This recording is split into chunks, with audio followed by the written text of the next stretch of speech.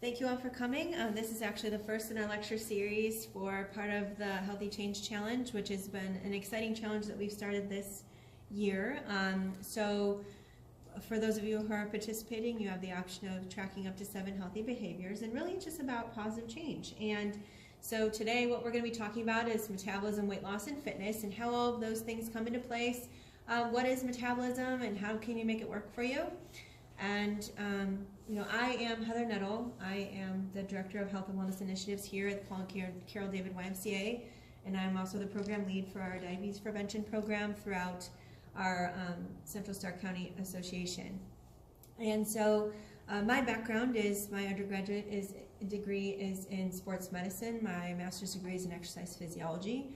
I spent 10 years as a clinical exercise physiologist with Cleveland Clinic before coming here and helping to direct community health outreach and health initiatives here in Stark County. So, really it's a little bit of a background. I've spent the majority of my professional life focusing on counseling people on how to effectively lose and maintain weight loss.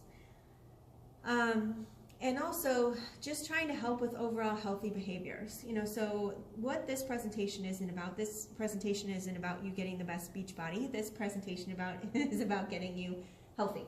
Okay? What do you need to actually be healthy, and how, and why is weight loss so blasted hard? So we're gonna get started. Or not. Oh, there we go. Thank you. So what is metabolism? The actual definition to metabolism, relating to metabolism, the whole range of biochemical processes that occur within us or in any living organism. Metabolism consists of anabolism, which is a buildup of substances, and catabolism, which is the breakdown of substances. So we're all in like this constant cycle of change. Where we're breaking down newer or older tissue and then building it with newer and stronger tissue. And so really everything that happens within us occurs with that. So we're actually a very complicated chemistry project, basically. What kind of things impact metabolism? So why is my best friend able to eat whatever she wants and I can't? That makes me angry. Things that can influence metabolism can be your age, your gender, genetics, nutrition, exercise, meal timing. So any of those things, also hormonal changes. So, if you have thyroid conditions or metabolic conditions, all of those can also influence that. So health can also be another influencing factor. So when you're looking at, how many calories do you burn in a day, and where do all of those calories come from? They come from these 4 categories, so it has to be within one of these 4 categories. So the biggest piece of the pie is called your resting metabolic rate. Now your resting metabolic rate is the number of calories you burn by just existing as you are. So you're awake and alert but not moving, your eyes are blinking, your brain is functioning, your heart is beating, your diaphragm is helping you breathe, your tissues are regenerating. That's what all of those that goes into, and that is the biggest piece of the puzzle, and everybody's is going to be a little bit different. As we get older, that number slows.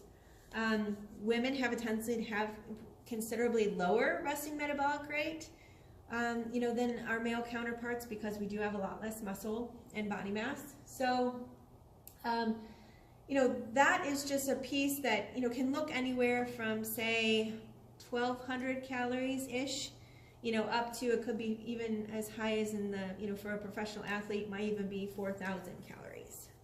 Okay? This little purple section is thermogenic effective food. So the thermogenic effective food, or that TEF, those are just your bonus calories that you actually break down calories and burn calories just by being able to digest food, which is kind of a bonus because you're going to be eating anyways. So thermogenic effective food you can assume is somewhere between 100 and 200 calories, and that's really a number that you cannot influence one way or the other. Some very preliminary data that's not very good suggests that a raw food diet might influence that a little bit higher, but to be honest, nothing has been conclusively determined on that. And then we've got ADLs. So ADLs are your activities of daily living. Activities of daily living are, what you have to do in order to get from point A to point B. So walking in from the parking lot, getting yourself dressed, bathing, things that are accounting as movement but aren't necessarily structured fitness, okay? That's why I have my little Fitbit on right now. It tracks how many steps I do throughout the day because I know what my workouts look like, but I have no idea how much I'm moving throughout the rest of the day. Today I'm really slacking because I'm only at 736 steps through the day. I've got another 9,000-ish to go. So, I better get cracking on that. So, for some people, the barrier is, they have a fantastic hour-long workout that they do 3 times a week, and it's beautiful. But they literally do not move throughout the entire rest of the week. And so actually, we focus on trying to boost their overall calorie burn through their activities of daily living, getting up and moving. This thing that's on my wrist right here, it buzzes at me when I've been sitting too long. If any of you have one of those that irritates you, yeah. And you're like, oh, I have been sitting too long, darn it. So yeah, so this is what is going to happen is that you can boost that bigger, so really you just make the pie bigger, in terms of trying to make sure that you're able to increase your overall calorie burn. And then the last one, of course, is actual structured fitness. So this is intentional exercise. This is where you get your gym clothes on, either you come here or you're doing it at home or wherever, you go outside for a walk. This is intentional fitness. So this is actually fitting into 1 or 4 categories: cardiovascular exercise, resistance training or strength training, balance and agility exercises, and flexibility. One of those 4 things would be constituted as actual structured exercise or intentional fitness. So as I mentioned, really the only one you can't change is the thermogenic effect of food, right? So activities of daily living, that means you get up and move more, because ultimately you are going to be more successful if you have the choice between not moving and moving. If you pick moving, you're going to be more successful, okay? Because overall, regardless of what your workouts look like, a calorie is a calorie, so you're going to be able to burn more if you move more, okay? So the fact that your Fitbit is, chirping at you to get up and moving, that's actually helpful. So activities of daily living is great. Increasing your overall structured exercise is, of course, going to help you with your overall calorie burn. And then your resting metabolic rate. As I mentioned, that slows down with aging. A big part of the reason why that slows down with aging is because after the age of 40, we start losing, on average, about 10% of our lean muscle mass per decade. 10%. Let's put that into the big picture. We're losing, by the time we get to 80, 40% of our muscle mass. Yikes, right? Well, the good news is, if you're doing something and so that means overall, because your muscle is a big part of your resting metabolism, you're slowing your metabolism down, maybe potentially up to 40%. Yikes!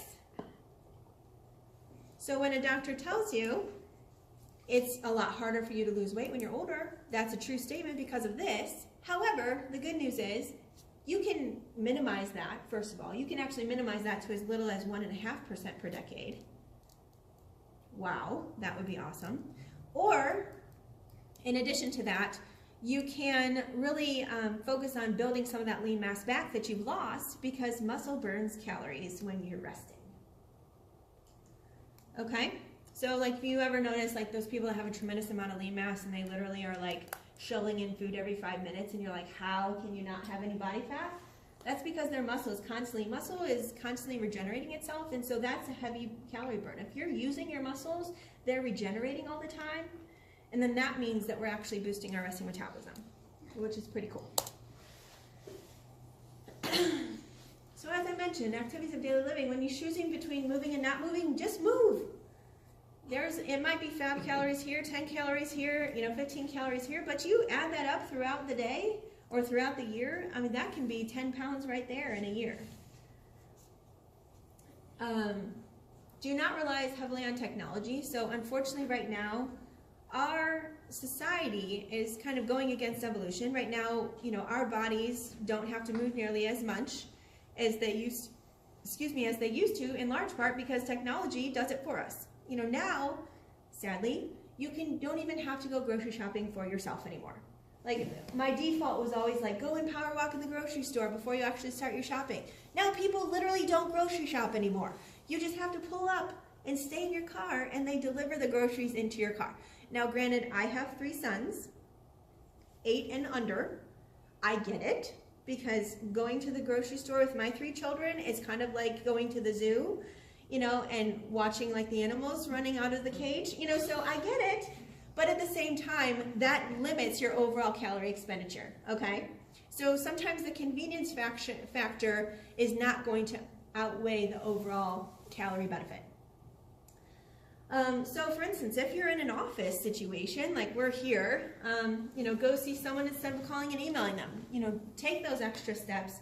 You know, instead of having this thing buzz at you and you've been sending out emails all day, actually go and have conversations with people. Try to walk more from one pace to the other. So instead of parking in different locations each time, just park in a central location and going into each of the stores that you need to. Take the least direct route to someplace as opposed to the most direct. That can definitely help you. Avoiding center time, so really minimizing your screen time, scheduling downtime, you know, instead of actually just letting it kind of expand throughout your whole day, set a finite amount of time that you're going to have for downtime. I'm not telling you you can never sit down again. That's not what this message is about, but I'm just saying trying to limit that time. You know, and think about the times that you are sitting. Do you have to be? What can you be doing differently? One of the things that we do sometimes, Mike and I have actually done this a couple times, is walking meetings.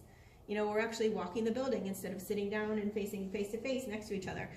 We can have walking meetings because, you know, that's something that is going to help and get us active and up and moving around instead of just sitting there, okay?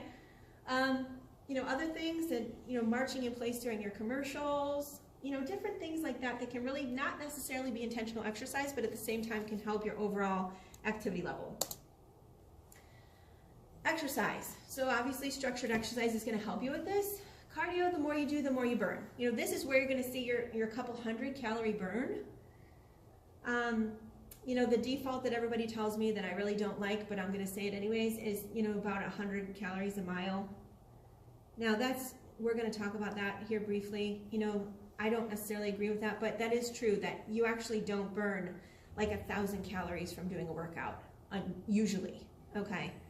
So when you're looking at that 500 calorie muffin, and you're thinking, I'll just work that off today, you're going to be working a long time, okay?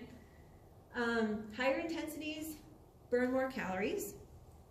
And so, you know, if you're going for a leisurely walk, you know, where you're just casually walking from one place to the other, you know, or you're on a treadmill and you're just walking, but you feel very comfortable, you know, that's still good for you, but at the same time, it's not going to be as beneficial as if you were at a brisk walk where you're not breathless, but you're getting there, okay?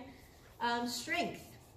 You don't burn a whole lot of calories during your actual strength training session, but as I mentioned before, it increases your resting metabolism, so the benefit actually comes, you know, for the 48 hours after you have done the strength training session, where actually break down your muscle tissue and build newer and stronger tissue.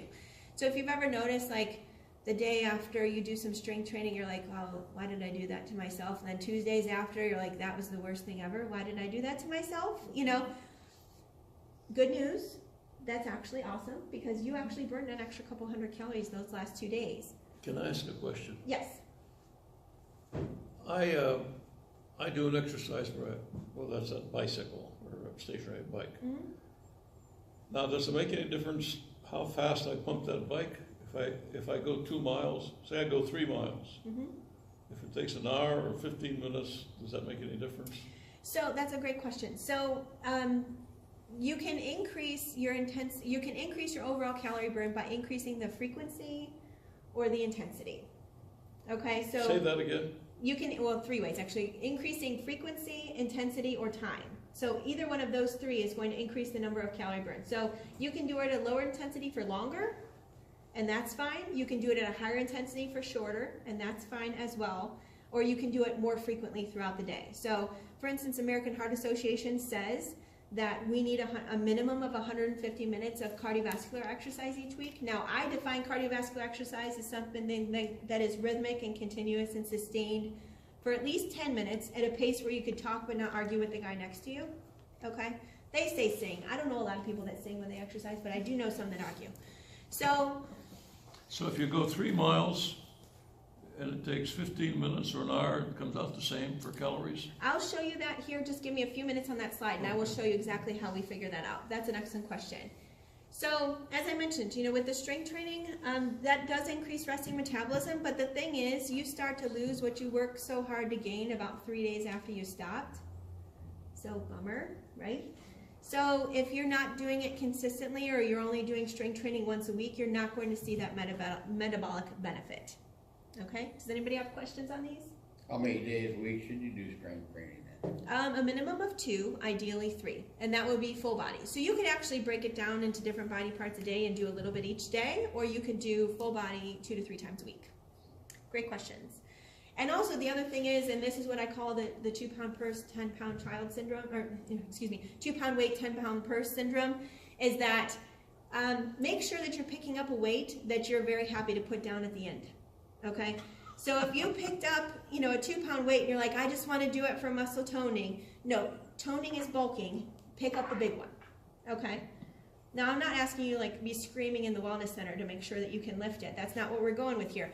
But if, say for instance, you're doing, 3 sets of 10, by the end of that 3rd set, if you can only get to maybe 6, 7, 8 reps, and then you're like, I'm done. That's good. That's great, actually, because that's actually, is the whole point of strength training is to break down the muscle that you already have and build newer and stronger tissue. So you actually have to force what's called a micro trauma, into your muscle fibers to make sure that you're breaking them down enough that you're able to build the newer tissue. Okay, so that's a big part of why that soreness comes a couple days later. Is actually you have a little bit of an injury inside your muscle fibers and they're healing. Okay, so again, that's actually a really cool thing. Resting metabolic rate. So as I mentioned, it's a sum of all the body calories that your body needs to sustain itself, and it can be changed through exercise. And it can be affected by many things. As I mentioned, gender, genetics, nutrition, timing of meals, all of those things can, and health conditions, all of those things can definitely affect your resting metabolic rate. The number is very important for your calorie needs. The one thing that is important to point out is that very low calorie diets are very dangerous to your resting metabolic rate because basically your body is in starvation mode. So if you go below that number, so whatever that number is, and like I said, somewhere between, an average number for, individuals in this room might be somewhere between 12 and 1400. If you go below that number consistently, you're telling your body you're starving, and your body's actually going to break down your metabolism even lower because it's going to think that it needs to preserve energy, okay? It can be changed through exercise, and again, it can be changed. That's the most important thing. This is not just a number you're assigned and that's it. Now, it takes a lot of hard work and tenacity to be able to change it, but that is something that you can do. Now, this slide looks very complicated. But really what I want to explain is that really when you're talking about exercise, the fundamental part of exercise that is most important is oxygen, okay? So either you have it when you're doing stuff or you don't have it when you're doing stuff, okay? So the term aerobic means with oxygen, the term anaerobic means without oxygen.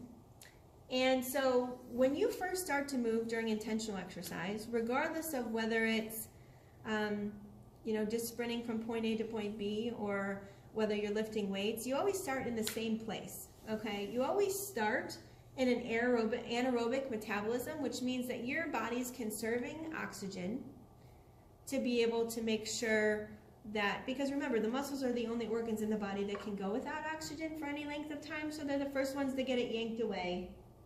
Because our brain can't go without oxygen for a length of time. Our heart can't go without oxygen for a length of time, our liver, anything else. So now, we just need to make sure, that we're starting in anaerobic, and we always do. So when you first start moving, and you're not happy about it, and your body really isn't loving it, right? Has everybody been there? Even if it's just a walk, you're like, yeah, I'm moving, okay. You're gonna go through a series of metabolic anaerobic pathways until you get to, if you've ever gotten to that point about 5 to 10 minutes in where you feel like this just got way easier than it was a few minutes ago. Has anybody felt that? Where you're like, whew, that's nice. Okay, I'm glad I'm at this point now because it really was terrible the last 5 minutes, right? That's actually the point where your brain stops panicking, okay? Realizes, oh, we're just going for a walk or a run or a bike or whatever it is we're doing. Okay, good. Well, then that means you can have a little bit of extra oxygen, so it gives it to the muscles. So now your blood oxygen saturation comes up a little bit. Now your body goes, okay, well, we can use oxygen to break down some calories. So that's what true aerobic exercise looks like. So people tell me all the time, well, I'm doing cardio. I think of cardio as aerobic exercise. Cardio training can, really, and the benefits of what we're talking about for cardiovascular exercise only come after that about 5 to 10 minutes. And that's the reason why American Heart Association says that anything 10 minutes of sustained exercise counts towards heart health, is because of this reason. So if anybody's wondering why that magic number is there, that's why. Okay, it's because that's at the point where your body's like, oh good, you can have some oxygen. Okay, great. Now the lower intensities, and Paul, this is kind of getting back to your point, the lower intensities here, you're burning fewer calories total because the intensity is lower, okay? But more of those calories are coming from your fat stores. Now why is that? It's actually because we need considerable more oxygen to break down a molecule of fat than we need to break down a molecule of carbs. Okay? Those are our two aerobic fuel sources. As you continue to increase the intensity and you're going higher and higher and higher and you're pushing yourself harder and harder and harder, so Paul, you're pedaling faster and faster and faster, okay? You're getting up to that higher intensity, and then you're going to get to a point where now you're really booking, okay? And you're getting to the point now where you're just below what we call the anaerobic threshold.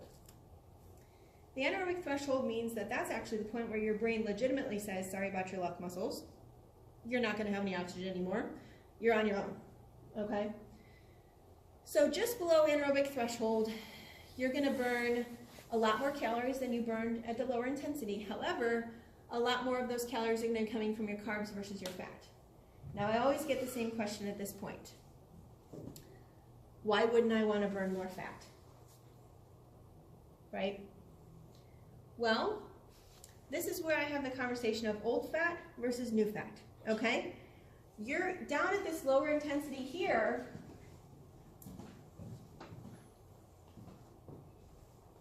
You're burning a lot more of the old fat, okay? At the higher intensity, you're breaking down all your carb stores so the next time that you eat them, you have some place to put them. So you're preventing a lot of new fat and then still breaking down some of the old ones, okay? Because if you never deplete your carb stores, you just keep making new fat when you eat them, okay? Does that make sense for everybody? Okay. Now, that anaerobic threshold is not a number that you're assigned and that's it. In fact, it's just the opposite. That's a number that you can manipulate. So how I look at that anaerobic threshold is the anaerobic threshold is the ceiling. We want to make more oxygen in the room, so we want to raise that ceiling up. Because then that means that we can have so much more opportunity to burn more fat at a higher intensity, right? Okay. So biggest way to raise the ceiling up is not to jump on top of it and yank on it when you're standing on it, because that's a tremendous amount of effort for not a lot of reward, right? But also, that ceiling is never going anywhere if you don't touch it. So if you're just hanging out on the floor here all day and you're waiting for that ceiling to go up, you're going to be waiting a while. In fact, actually, that ceiling might be dropping down as you're standing here. So you have to shove against the ceiling, come back down, conserve your energy, and shove against the ceiling again. Okay, so that's why if you've ever looked in the weight loss, like, what they call the weight loss programs on the cardio equipment, where it's always like, it looks like bars, like a high bar and a low bar and a high bar and a low bar. That's why. So you're shoving the ceiling up, and then you're coming down and conserving, and then you're shoving up again, and then you're conserving again. Okay? So that's what that looks like.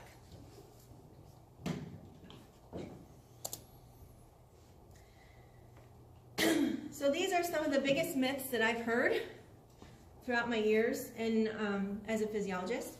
So the myth is that the body burns more fat if you do not eat before exercise. That's false. The body actually burns less fat and uses muscle as an alternate fuel source, because if your blood sugar is low, your body is not going to allow you to use fat as a metabolism. So you actually can eat your muscles in order to move, which ultimately drives your metabolism down. So we should eat first. you should eat first, yes. If you don't eat carbs, your body will burn fat. That's also false. The body needs carbs in order to move. The body will actually make carbs out of muscle if they are not eaten. So again, that muscle source is just a waiting to be eaten up if you're not going to use the right diet. Now, I'm not saying you need a high carb diet. I'm just saying you need to have some carbohydrates in your diet. Usually normal diet is somewhere between 50 and 60% of your total calories coming from carbohydrates. You burn more fat at a higher intensity, and we just talked about this. You actually burn less fat at a higher intensity, but more total calories at a higher intensity. More what? More total calories at a higher intensity, but just less of them coming from fat. And cardio is the best way to lose weight. Actually, resistance training is the best way to lose weight. Now, cardio has a whole lot of benefits aside from that. We're going to talk about in just a minute here. Meals and meal timing. Eat within an hour prior to workout. So you want to, as I mentioned before, if you don't have food in your system, your body's actually going to think you're starving. Eat within 30 minutes of your post-workout. If exercise is longer than 60 minutes, eat during your workout. Now, this is not saying that I'm going to change the rules and all of a sudden we're allowed to have snacks in the group exercise studios, because that would be a mess in a very short period of time. But again, you know, it is, and honestly, none of our classes are longer than 60 minutes anyway, so you can always just step outside right after class, and then if you're going to another class, make sure that you do snack in between. Protect that resting metabolism. Protect it, because that is one of your best assets in terms of maintaining and losing weight. As I mentioned, strength training helps to improve your resting metabolic rate, and it also can help to combat age-related weight gain because it helps to slow that overall metabolism down, you know, to prevent that slowing of that metabolism down. Muscles regenerate and burn calories at rest. And during rest, your primary fuel source is your body fat. So all of those calories that the muscles are burning is actually primarily coming from your fat. And think about it, you have all the oxygen left over in the world when you're sitting, right? You don't have had any extra demands from anywhere else. Muscle is a precious resource for the body for a lot of reasons besides just metabolism. This is going to be important for your bone health. It's going to also help to dispel some of the stereotypical aspects of aging, because you know, when we're looking at that 40%, you know, weight, muscle loss that we can have between 40 and 80, if you minimize that to say 12%, think about what the quality of life looks like for the difference between that 80-year-old and the other 80-year-old, right? So that's huge. Frequency and intensity determine the gains, and also there is a genetic component here. Frequency and intensity determine the gains in terms of, as I mentioned, if you aren't consistent or you're not pushing yourself, then that's actually not going to give you the benefits that you need. Define pushing. So I don't need you to be screaming out loud to finish. And some of you may have some health conditions where you'd have to be careful on how hard you push. But you want to make sure that your muscles, you're very grateful you're finished at the end. Whether you're doing high reps and lower weight, or whether you're doing high weight and lower reps. Either way, you should be feeling it at the end. If you feel like you put that down and 20 minutes later you can go and do the same workout again, you did not push hard enough. Okay? What about the machines out here, the band type with it? Mm-hmm. And that's what I use, because that's what I'm comfortable with, is that. Yeah, and that's a great question. So resistance training can be anything from the machine weights for the bands or the weight stack circuit that we have here. It can be free weights. It can be bands. It can be the exercise ball. It can be kettlebells. It can be your own body weight and gravity. Good old Jane Fonda style, where you're doing side leg lifts and lunges in your living room. That still counts for resistance training. Pilates also is consistent of strength training. Yes? When is this going to be over? I got to go pick my wife up. Not for another 20 minutes, Paul. Not for another 20 minutes. Well, I better go. Okay. All right, thanks. Thanks. Sorry to leave. I'm learning something here. I thought I knew everything already. Thank you.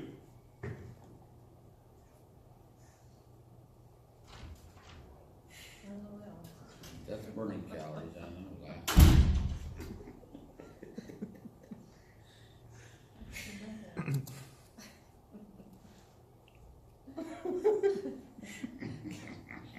Why do it? What do you say was funny? I missed something there. No, it's okay. It's okay. Laughter burns calories too. Yes. Wait.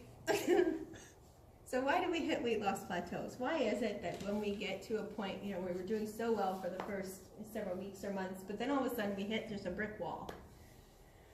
Well, this actually is because of this formula right here. This is actually how we calculate how many calories you burn. So just to throw some algebra at you on Valentine's Day. 3.5 is a number that's a standard, so that's never going to change, and that 200 is a standard that's never going to change. Your exercise is measured in METs, which is the metabolic equivalent to watts. So that's the intensity differentiation between, so basically how hard are you working, okay? And then your weight in calories, your weight in kilograms right here. So that's calories per minute. So then we times that whole number by time. And so why that's important is physics is not on your side, okay? Your weight in kilograms is in here. So when you lose weight, you start burning fewer calories doing the exact same thing you did before. So let me say that again. For every pound you lose, you are becoming less efficient at burning calories, more efficient at burning calories than before. So you're actually burning fewer calories doing the exact same thing. In addition to that, because you are a smaller human being, you have less mass to move, your muscle mass is also shrinking because it doesn't need to be hanging around to lug around that extra weight you used to have. So physics is a big bummer. Okay? So an example of this is Mr. Smith weighs 220 pounds and starts a diet and exercise program. He loses the first 20 pounds at an average of 1.5 to 2 pounds per week, which is recommended. Anything more aggressive than that is not. He continues to maintain his 60 minutes of walking, and after 10 weeks, his weight loss slows down. Why is that? Well, when we look at what he looks like, originally he weighed 99.8 kilograms, and he was walking at an intensity of 5.1 METs, which is about 4 miles an hour. And so he did that for the same number of minutes per day, and his average total calories in exercise is 434. He continued doing that as he lost weight, but now he's at week 10, and he only weighs 90.7 kilograms. So now he's only burning 485 calories instead of the 534, doing the exact same thing he did before. So 9.1 fewer calories expended during the same exercise. Now, if you put that back into that big pie piece that we had, that big pie tells us that also he's burning fewer calories doing any of his activities of daily living as well. Bummer. Because then when he's, walking the dog, when he's doing his gardening, when he's getting his mail, when he's walking in from the parking lot, he's burning 9.1 fewer calories total.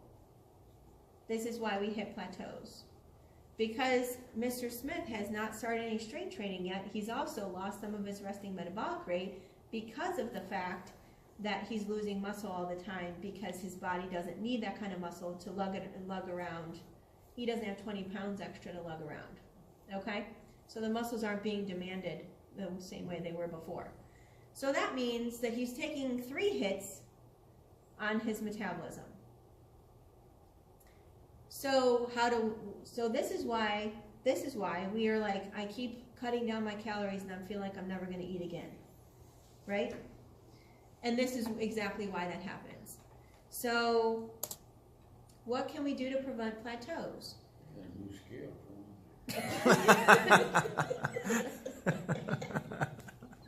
Mine's bad because every time I get on, it says 1 person at a time, please. So I gotta get. Thank you, Ed.